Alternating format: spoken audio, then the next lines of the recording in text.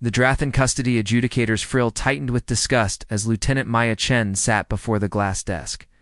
Drathan were apex hunters, scaled and proud of the talons that let them cling to vertical stone. Their society measured worth by the climb trial and the power of the first strike. Human names existed in their records, but human family bonds were considered a soft, pathetic sickness by the galactic core. "You understand that Kyo is flawed, adjudicator?" Eric's rasped, his throat sacs pulsing a warning red. "Born with warped talons, cannot latch, cannot scale, cannot seize prey. No clutch would carry that shame." Maya kept her palms open on her knees, steady and respectful the way she'd practiced for months. She had studied Drathan etiquette, passed territorial assessments, and earned a sponsor signature just to sit in this room. She had seen Kyo once, a small emerald hatchling behind a barrier. Watching other younglings sprint up a wall as if gravity were optional, Kyo's talons were short and twisted, more like blunt nubs than hooks. He had not moved, not even when the others hissed and laughed in sharp clicks. "I understand he needs someone," Maya said. "When can he come with me?" Eric's frill flashed to a startled violent yellow. Humans were brand new to the Galactic Assembly. Fragile mammals with no claws, no night sight, no heat sense, who formed attachments to anything that breathed. But cross-species guardianship? That was not attachment. That was an insult to tradition. "He will never pass the climb trial," Eric said, his voice hardening. "Never earn a strike. Never. He will never be left alone again," Maya cut in, calm but completely unmovable. "Ah, that's the only rule that matters to me." On the transport to the Starline, Kyo did not speak. He sat wrapped in a heavy warming cloth, eyes wide and unblinking, his frill flattened like a dead leaf. The medical file warned of trauma shutdown and selective silence. The crash report stated his birth clutch had abandoned him during an outpost evacuation. At 3 standard years old, he had already learned the brutal lesson his people taught best. The weaker luggage, Maya did not crowd him. Drathan hatchlings were intensely territorial, even in fear. In her quarters, she sat on the floor near the door and let the quiet exist. "You're safe here," she said softly. "Everything's different now. But you're safe." Kyo's amber gaze fixed on her. A long moment passed. Then his frill trembled, once almost nothing. But it was the first sign that her words reached him. Maya tapped her wrist display, and a hollow bloom filled the space between them. Holograms of rainforests on Earth, bustling city streets, children racing through water fountains, a family stirring soup together, laughing at nothing important. Maya spoke slowly, choosing simple words. "This is my home," she explained. "Humans don't have talons. We can't climb like Drathan. We can't hunt the way you do. We survive because we build things. We change what we can." Kyo's head angled, his frill lifting a millimeter. "We'll make this your place, too," Maya continued. The days that followed were careful. Meals were left nearby. No sudden moves. Maya learned the sounds Kyo made when he was hungry, when he was cold, or when a memory pulled him under and he forgot where he was. He watched everything, but he copied nothing. Maya revealed what she was proud of. The sleeping ledge she'd installed high along the wall. Drathan slept above ground to feel secure, to watch the room, to own the height. She had studied their needs: warmth, vantage, firm surfaces. She had even added heat panels behind the ledge, the exact kind Drathan used in nesting caves. Kyo approached it slowly. He stared up, his legs tense the way instinct demanded. For a Drathan hatchling, climbing was as natural as breathing. Maya saw Kyo's small body coil, ready to spring, ready to do what the others did without thinking. He jumped. His talons scraped the ledge edge and slid off like dull stone on glass. He fell, hitting the floor with a sharp chirp of pain. Maya moved on reflex, then stopped, hands raised to give him the choice. Kyo scrambled away, his frill flashing a deep, bruised violet, the Drathan sign of absolute shame. He crouched in the corner, chest heaving, and stared at the ledge as if it had betrayed him. He tried again and again. Each attempt ended the same.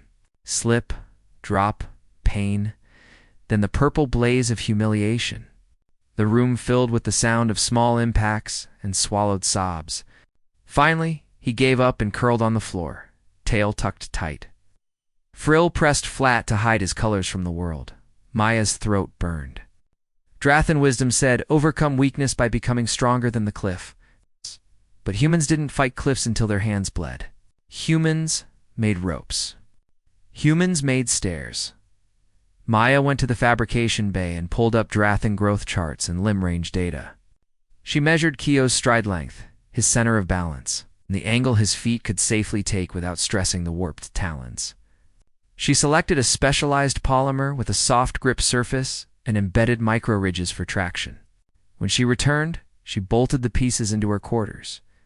A line of low platforms climbed the wall in gentle steps, each one wide enough for a hatchling to turn around. Each surface had textured pads that felt like stone but gripped like bark. A side rail ran along the edge, not a cage, just a guide. At the top, just below the sleeping ledge, she placed a broad rest pad where Kyo could pause and look down. Owning the height in his own way, Maya stepped back and waited. The door slid open. Kyo emerged and stopped dead when he saw the new structure. His head swiveled from the platforms to Maya. Confusion rippled through his frill in a pale green wave. It's for you, Maya said, her voice gentle. You don't have to jump. You can go up like this. One step at a time, Kyo approached with the extreme caution of prey. He touched the first platform with one foot, then pulled it back. He looked at his talons as if expecting them to betray him again. Maya did not move. Kyo placed his foot down again. Slower this time. The pad held him. He shifted his weight, testing, no slip. He placed the second foot, then the third, flickering and certain. Curious now, he climbed to the second platform, then the third. His breathing changed, less sharp, more steady. He paused at the rest pad and looked down, as if checking whether the universe would punish him for daring to rise. Maya smiled quietly. Kyo continued. When he reached the high sleeping ledge, he stood tall on it, chest lifted, eyes wide with utter disbelief. A burst of brilliant color flooded his frill-bright gold with streaks of radiant cyan. The Drathan signed for sudden, overwhelming joy. He turned in a fast circle, then stopped and stared at Maya like she had rewritten the laws of physics. His mouth opened. His voice came out thin, broken by disuse. Thank you, he whispered in rough, halting standard. Maya's eyes stung. You're welcome, kiddo. The news traveled fast. The ship's captain soon summoned Maya and projected a secure transmission across the office. Adjudicator Eric's frill was subdued, his expression heavily guarded. Lieutenant Chen, the captain said, half amused, half stunned. Your stairs have started an argument on Drathan Prime. Maya swallowed hard. A bad argument? A loud argument, the captain corrected. Eric reports other hatchlings listed as unfit. Families are demanding alternatives. The council wants your design specs. They want to know if our ship will sponsor more interspecies guardianships. Maya's breath caught. She thought of Kyo on the ledge, finally sleeping without fear. She thought of all the dark corners where other children across the galaxy were hiding.